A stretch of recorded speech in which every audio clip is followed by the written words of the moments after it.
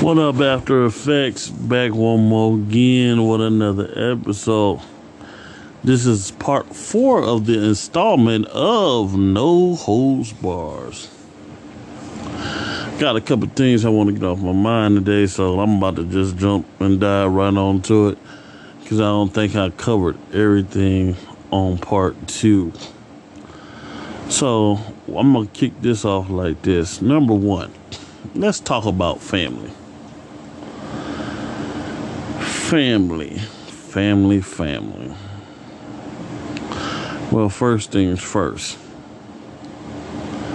I said it once and I'll say it again. Don't call yourself family if you have never taken the time to know me. On the simple fact of,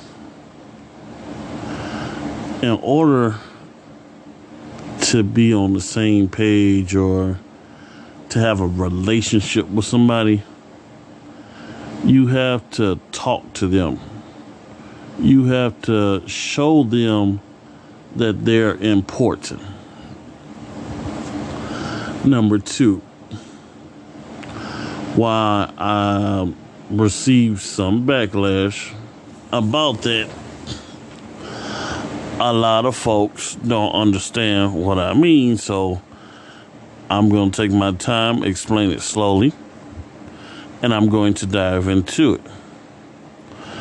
Now, if this offends anyone, sorry, not sorry. Number 1,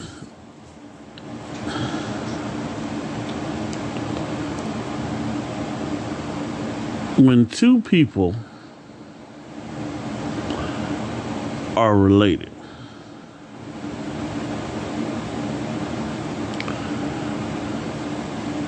same mama, same daddy, aunts, uncles, whatever,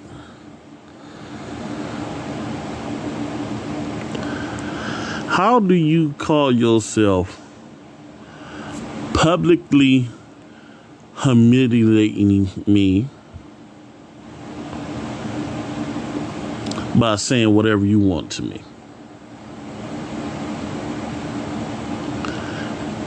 And feel justified by humiliating me in your wrongdoing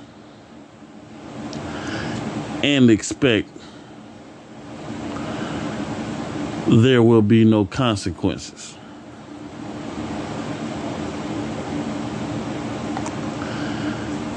How do you expect for every time I'm in your presence, you always telling me something I did wrong? Very seldom do you say, "Great job," "You're awesome," or "You're wonderful." You're doing a great job. If every word comes out of your mouth is negative, why would I have a relationship with you? Why would I build a bond with you? Why would I even want to be around you?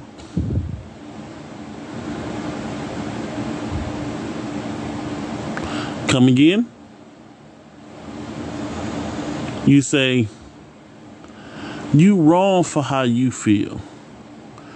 You wrong for how you act. Am I? Let's talk about it. From a child to an adult, all you did was call me out of my name, talked about me, ridicule me,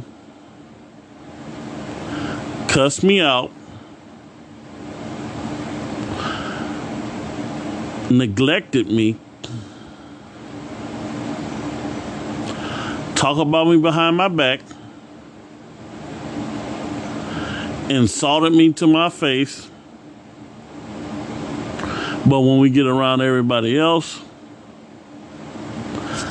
I love you. You're doing a great job. You're amazing. Am I? Number 2, and my homegirl, my little sister, posted it on her page.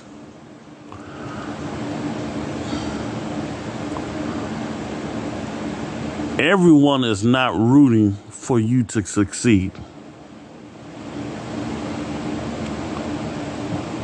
Family, blood, in-laws, whatever.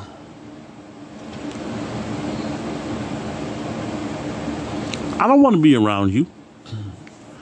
If you're a negative Nancy or a nagging Tom, why would I be around you?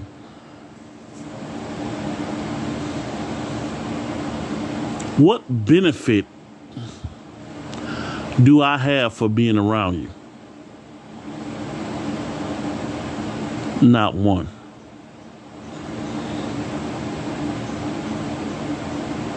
Moving on.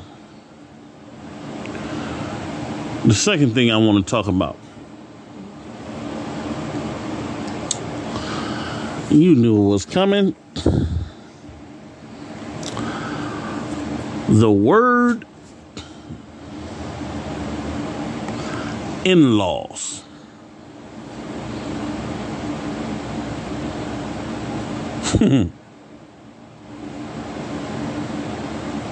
This one is personal for me.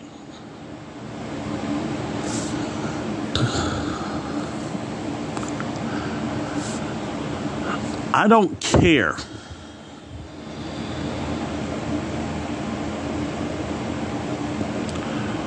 what the status is or the status quo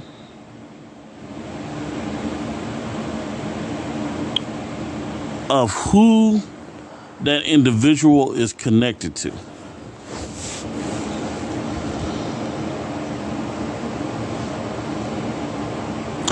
I'll say this one more time. I don't care what the status quo or who that individual is connected to coming in to your family.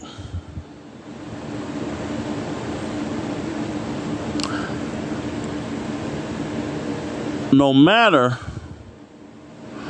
what that person that's married into your family tell you about that individual,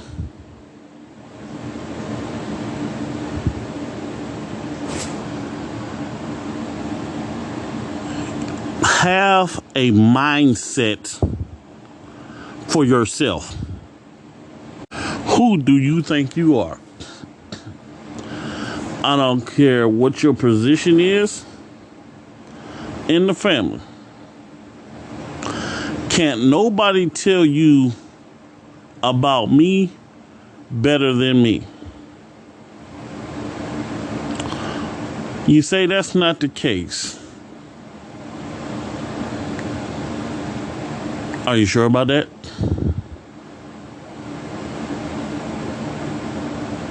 I mean, deep down, are you really sure?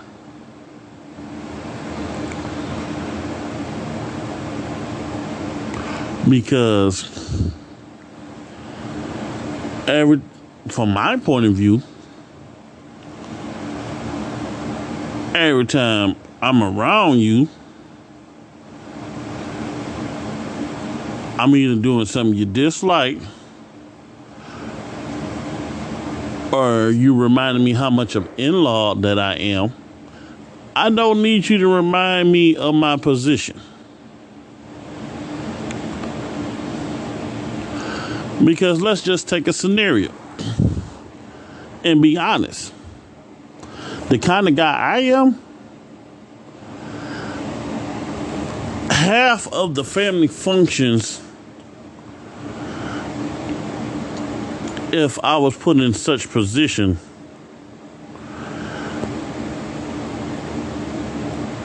if it was left up to me,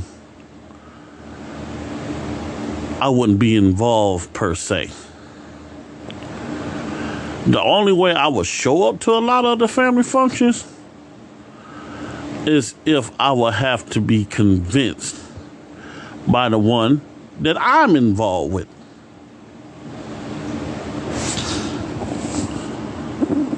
Just saying.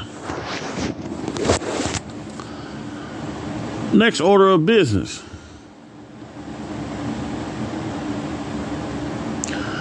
If I'm supposed to have my own relationship with you, I don't need you to go into the person I'm involved with to tell them something about me.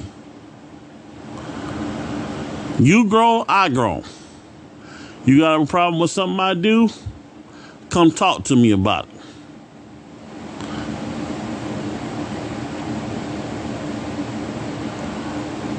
But if you feel I'm always having an attitude when you say something, maybe because I don't know too many nice things you said to me.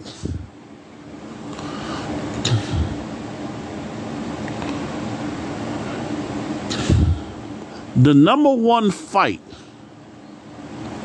that breaks out in 90+% of marriages is because the favorite word of in-laws cannot get along.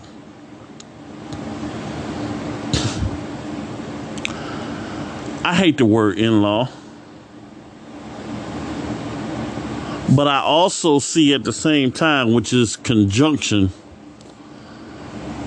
why a lot of people say keep folks separate.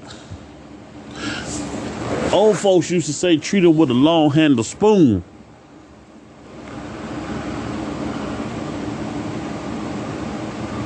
Because I don't want to sound suspicious, but could be a little narcissism in there.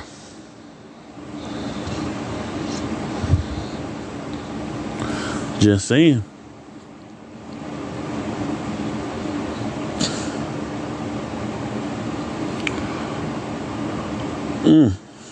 I'll leave that right there. But you say, we family. Yeah. Make it look real good in public.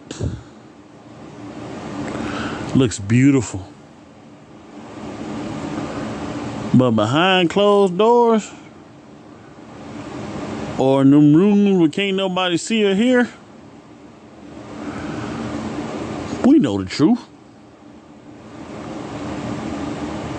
You can't stand them. You probably never liked them since day one. I mean, if I was put in a position to be reminded of that all the time, that's exactly what I'd be thinking. But then the question comes up, why you always disappear? Maybe because I feel that you don't like me? Just saying.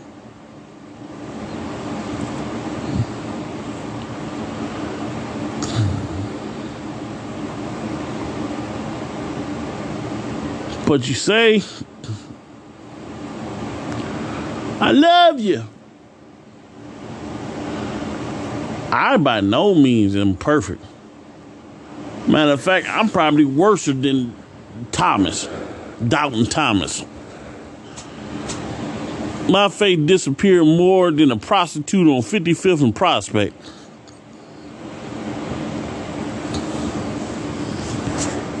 But I just keep trucking on the road.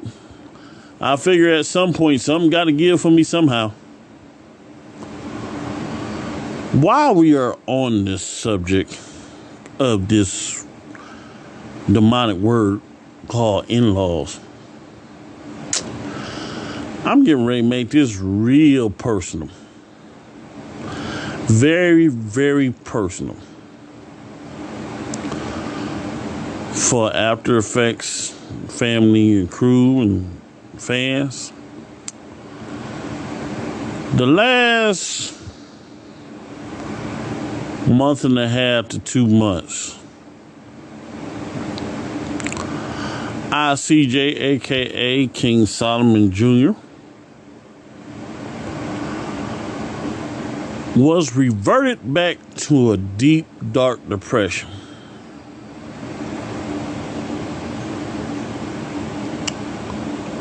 I was so deep down that rabbit hole because it came back with a vengeance.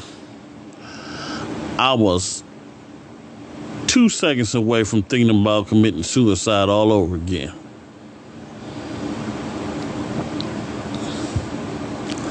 Why was that? Well, you know me. I am Mr. Controversy. And I'm never shied from the truth. And I ain't about to start now. So here it is. For those of you that have been following the show since day one, you've heard me make reference several times about me being in a state of depression and having suicide thoughts. Yes, I know it's an unspoken rule that black people are not supposed to have suicide thoughts or be in depression. But I'm here to tell you that's some BS. And I'm living proof of that. Now, how did I get there? Well, let me take you back, about a year and a half ago. I was working for a company as I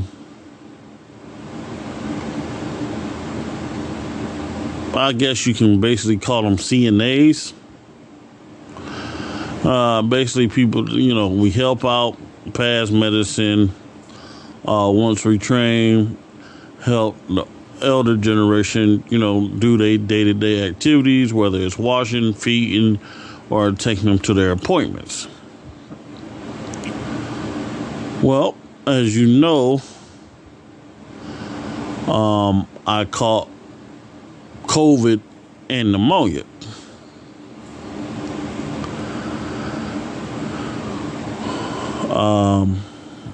That was very hard for me. I almost died because of it. But more importantly, the status of the income in my household changed. Because we went from basically a $4,000 to $6,000 a month home to basically a $2,000 a month home. Because with me holding large portion of that, working on as many hours as I was working, I was the boat. I was driving the bus, 19 hours, 18 hours, sometimes almost 24 hours. I was doing my thing. I was basically never home. So when I went down because of that and almost died, everything got shifted and got put on to Mrs. Sutton.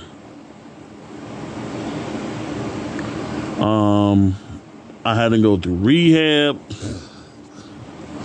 a lot of it. I tried to go back to work, but I was informed that I am what you call a long hauler. I'm a pretty big guy, and I have already health issues like asthma, and I have blood pressure and all that bull crap. So I had to figure out something else to do while still trying to regain back my strength. Like I have some good days, and I have some days where it could be up to 2 weeks that I'm no good to anybody. I can't drive, I can't walk. Have some breathing issues. I don't know if you can hear me now, but my nose trying to get a little congested. I mean, I have day-to-day problems, even so bad to very hard migraine headaches. So I decided to go to school. Shout out to Ohio Media.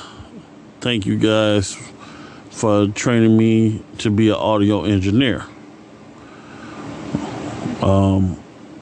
Still, paying on that to contributing what I can to the household while growing and doing work. However, because I'm still not exactly 100% back to what I was pre-COVID in pneumonia, a lot of family members, and yes, I am calling every last one of you out, started hurling. If you don't know what hurling means, that means throwing a whole lot of rocks and boulders my way. I mean, I couldn't catch a break. It went from you working too much. One day you gonna come home, your wife ain't gonna be there, to I'm living off my wife. She's taking care of me. I'm not doing anything. I'm living off her income. And keep in mind, I do have a job, but okay, whatever. I'm living off her income. I'm not making enough money. I'm not making the money that I was making. And I am basically bringing her down. And I'm going to run her off. And I'm just no good whatsoever.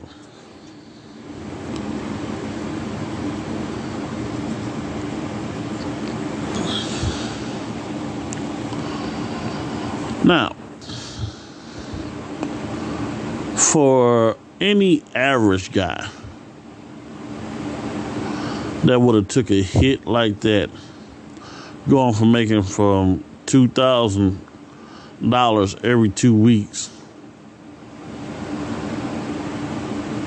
to where I'm at right now, immediately would have turned to drugs and alcohol. And it would have been a whole kind of abusive situation going on there. Number one, I'd like to thank y'all for doggone near trying to kill me a second time. But y'all hearing this directly from my mouth. Like I said, this is No Hold Bars Part 4. Did you forget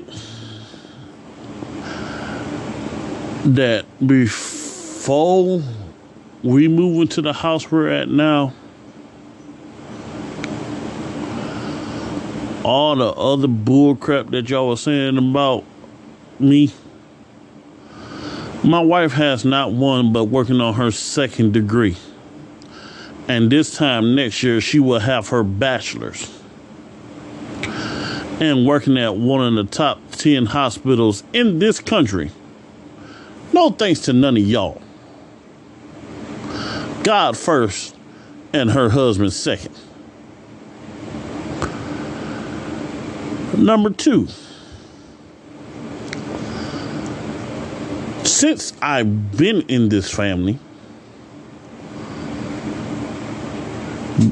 very little support has she gotten from any of you.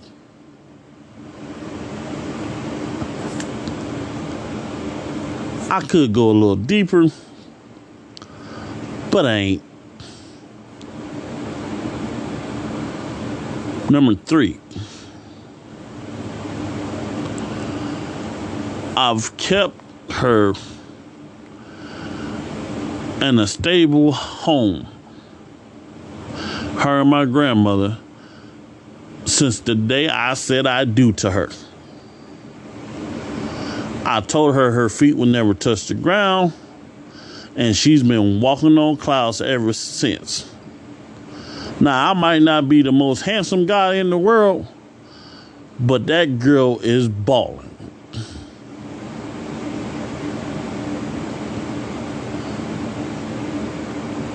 She good.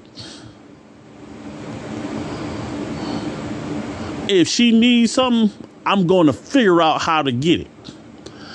And I gets it done. She's not my lapdog. She's my friend, my lover, and my partner.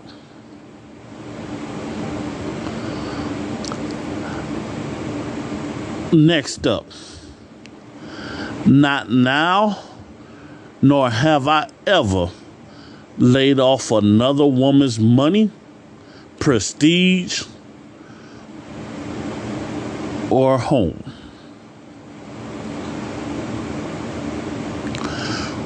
I've worked every day of my life. Most of our marriage, she has always made more money. But the one thing I love about that girl, she has not once ever thrown that up in my face.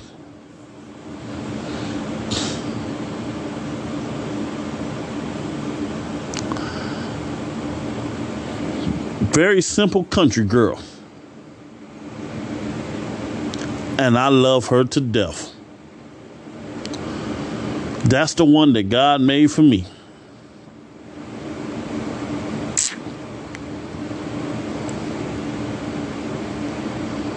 I'm making all kind of moves and keeping my hand in God's hand and making sure that she never have to ask you little individuals for anything. Because let's be honest, before there was a Cedric, did you really help her out? Or did you do something and then go back behind her back and talk about it?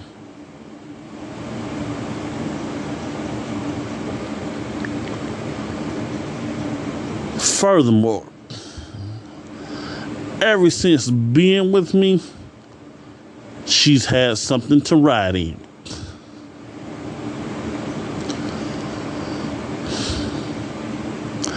And let's just call it facts. Since the start of this podcast, only 2 members of the family has followed and supported this podcast.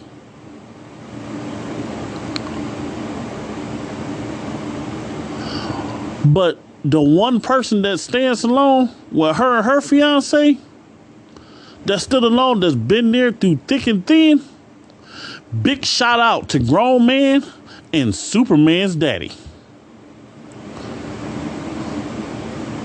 Because let's just be honest, Superman's daddy been more a family of her than y'all ever could even imagine to be.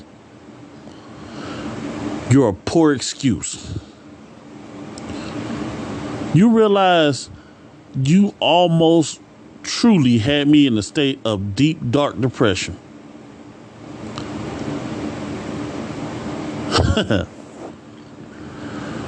Woo. And for what? Because you're jealous of her? Huh? You thought she would always be y'all lapdog? Hell no. she got my last name. To show you that I was serious, on the day of our wedding, she had not one, not two, but 3 rings on her finger. And got about 4 more coming. That's what an ugly dude do. May not be the best looking, but he made sure she gonna be great. Why? Because she a writer. I saw she was sick herself. And me laying up in that hospital bed, she came up there and made sure every day that them nurses was taking good care of me. Came up there and washed me up and everything. And I'll be damned if I'm going to let either one of y'all tear her down. To get to her, you got to go through me. And you already know I'm partly insane. I'm not being calm. I'm not being cool no more. I'm tired and sick and tired. And best believe, when this show gets to where it really needs to go to, and all the things that I'm doing that God has allowed me to be a part of really gets going, and I build her that house that she wants from the ground up, you won't have the address. None of you.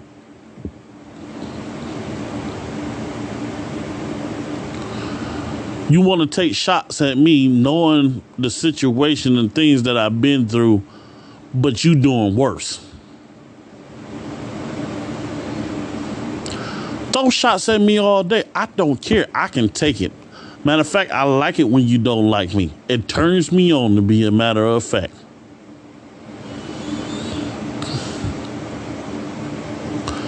But when it come to her, don't let her name come out your mouth.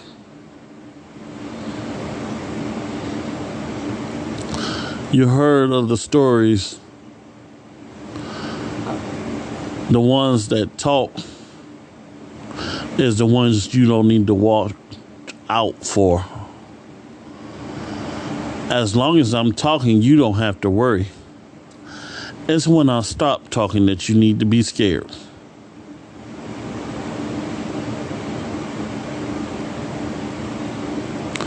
So you ain't got to worry.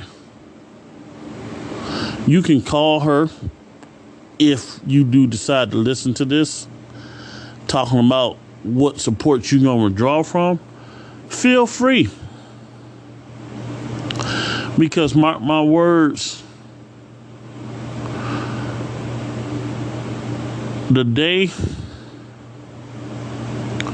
of dreams and our financial blessing is coming. So you ain't got to worry about it. I got her.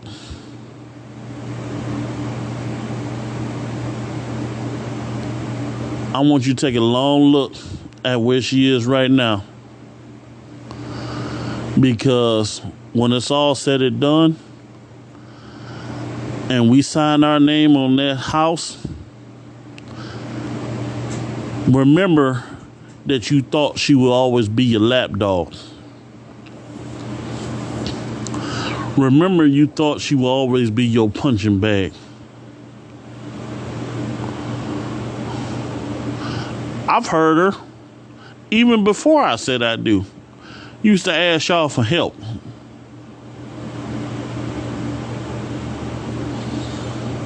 I see what it really is. It's all good. You want to come at her husband, but you take all the bull crap to her. Because you know if you come at me, you know I'll bite your head off.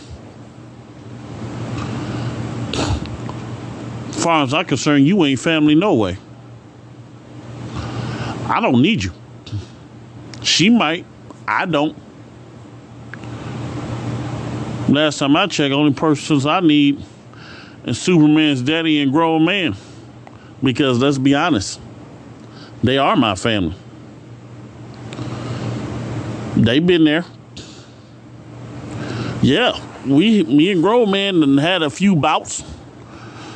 That's my brother from another mother. Yep. We get into it a lot. But he know for sure, just like I know for sure. Let me get on the phone and tell Superman Daddy or Grown Man that I need them because I got an emergency. He might take a Black Hawk up here, a Black Hawk, and she might be doing 250 on the freeway. But they both coming. Sucks for whoever is coming to bother me.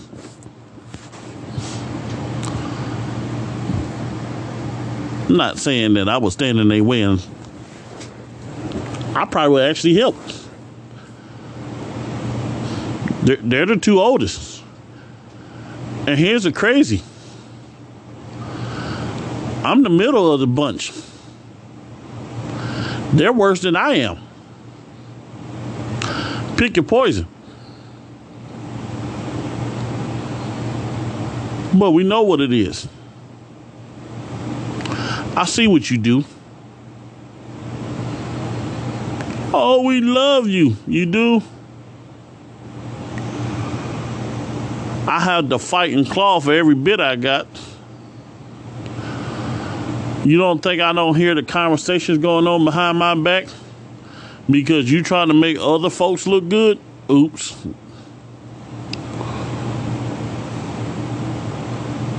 Really? Y'all know we've been doing this podcast since before I graduated school. Why is it only 1 or 2 people that's actually supporting it? Y'all had no problem telling us to support everything y'all do. But not one of y'all, not one time. Oh, said, man, you know what? Put us on, man. We want to go. Want to help support. Nah. Y'all don't want to support. Y'all too busy wanting us to be your lap dogs. I don't know if you see it or not, but we have already surpassed you. Why?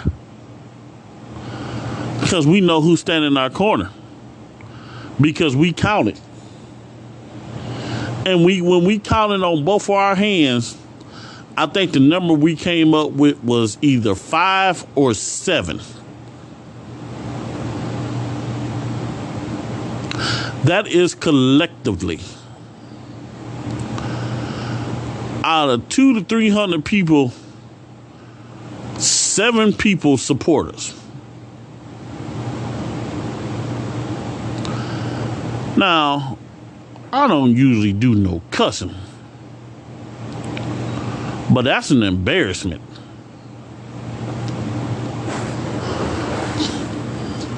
But we already know what time it is. I already told my wife. Because she know, I told her what I've been doing and what I've been up to. As soon as that first check come in, first words out of everybody's mouth gonna be, I knew he can do it. I'm so proud of y'all. However, her words, she already told me. The first thing she's saying is what you want. You think I'm a pistol? She way worse than me. I just got my teeth. She's done had hers mighty long time.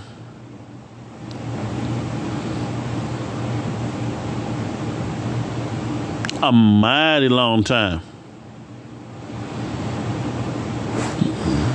But you're talking. You're talking. I can't tell you how many freaking conversations I done heard about what I ain't doing, how she taking care of me. Really? Because I'm making a little less than her right now. I'm lazy. I'm good for nothing. I'm laying up off of her.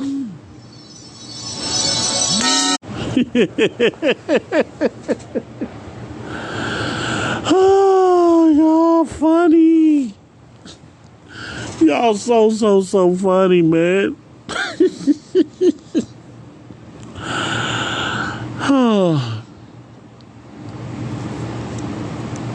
I see how much y'all care about her.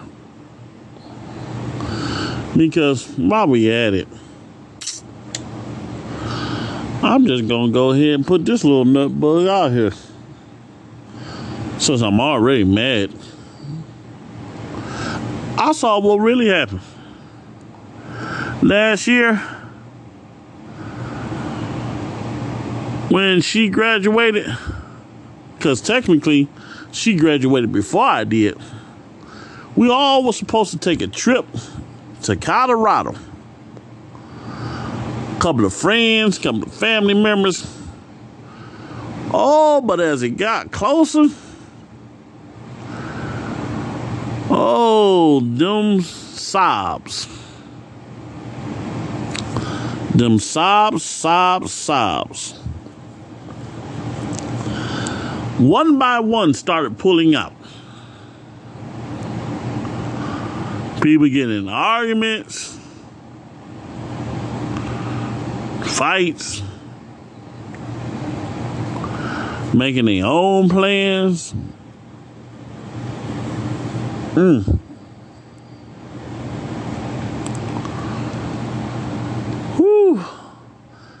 Just to let you know, she's still hurt behind that, by the way.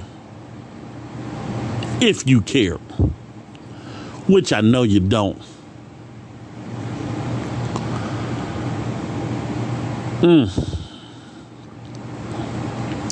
But the second degree, when she gets it, I'm not going to even waste my time. We're just going to go. And if I decide to videotape it online, that's how you will know.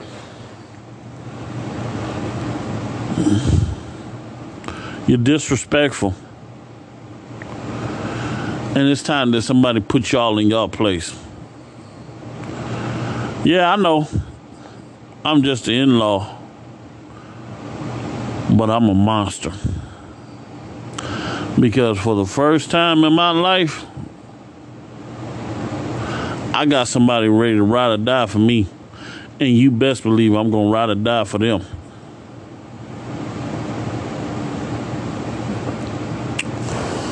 Furthermore,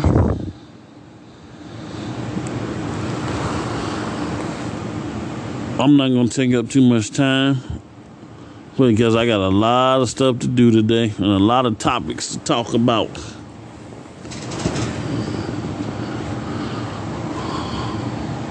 This particular No Holds Barred was about family.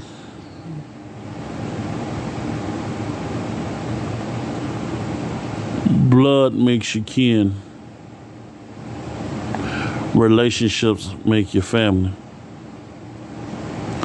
And at the end of the day, whether by blood or whether by relationship,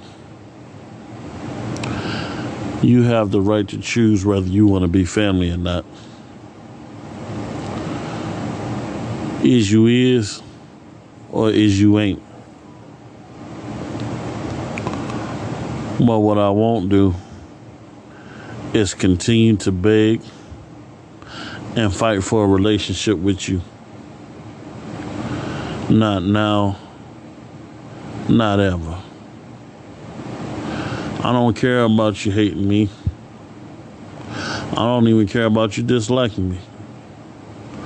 But as long as I'm married to that woman, you will honor her. You will respect her. and there will be nothing less. I am Seti Said, aka King Solomon, and this right here is No Holds Bars Part 4.